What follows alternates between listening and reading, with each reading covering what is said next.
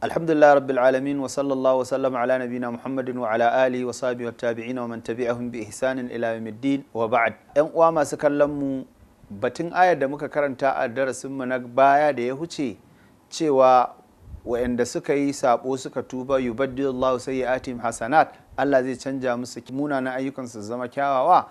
To ana akwai matakai da malaman tafsiri da malaman shari'a suka yi bayani.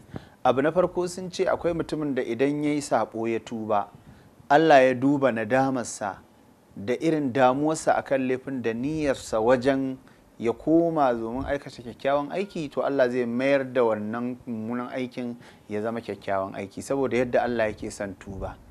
Abu na biyu kuma wasu malaman suka ce fa'ula'ika yubaddilullahu sayyi'atihim hasanat, ma'ana ayyukan hanyar da suke bi wajen aikata munanan ayyuka Allah zai musanya musu da hanyoyin da za su bi su aikata kyawawan ayyuka.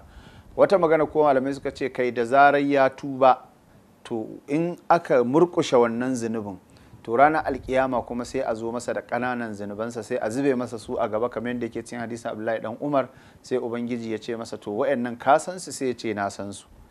Kana da uzuri? Sai ce ya ubangiji bani da uzuri. Sai ubangiji ya sa a mayar da duk wani mummunan aiki sai ya zama kyakkyawa. Sai Allah sai ya ce ya ubangiji to akwai manyan kuma ayyuka na da ban gansu anan ba. Sai ubangiji ya ce na suturta ka a duniya, da haka yau zan gafarta maka a lahira.